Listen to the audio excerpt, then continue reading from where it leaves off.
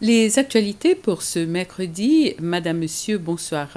Dans l'actualité aujourd'hui, les autorités affirment que l'entrepreneur du projet hôtelier à Anse-la-Mouche, la société UCPS, n'avait pas respecté les règles qui lui étaient imposées concernant l'utilisation de barges pour le transport des matériaux de construction pour le projet. Les autorités ont déclaré que même si des demandes avaient été faites pour utiliser ce moyen de transport, l'approbation en ce sens n'avait pas encore été donnée. Les autorités disent que les Seychelles ne sont pas contre l'utilisation des barges, mais cela doit être bien fait afin de s'assurer que leur utilisation n'a pas d'effet néfaste sur l'environnement et sur les espaces publics.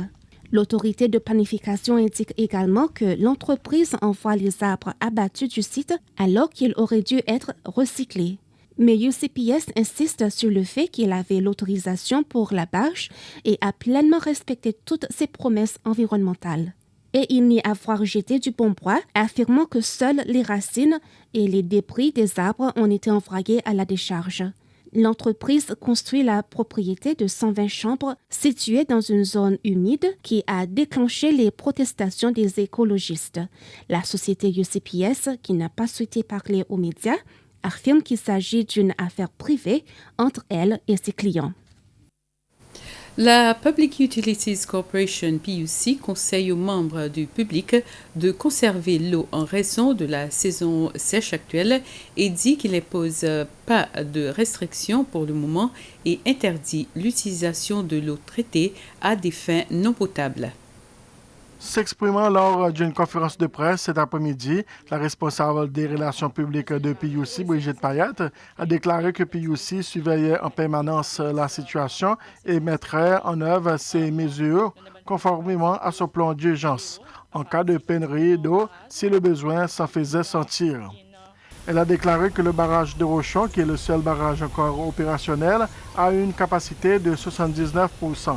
Mais pour faire face aux pénuries d'eau au fil des années, PUC a investi dans des projets visant à améliorer son efficacité, tels que l'utilisation de plus d'eau dessalée pour compléter l'eau douce. Mademoiselle Payette dit que PUC a augmenté la capacité de son usine de dessalement d'environ 4500 m3. Elle a réduit le volume d'eau perdu le long de son réseau de 55 à 25%. Elle a également achevé 92% de son programme de remplacement des canalisations usées. Les élèves et étudiants au niveau de crèche primaire et secondaire partiront en vacances dès la semaine prochaine. Les vacances seront d'une durée de 3 semaines. La secrétaire principale au service de l'éducation, le docteur Odile Lecomarmont, a déclaré que le ministère a avancé les dates en raison de l'augmentation du nombre de cas de COVID-19 détectés dans les écoles. Normalement, les vacances scolaires commencent en août.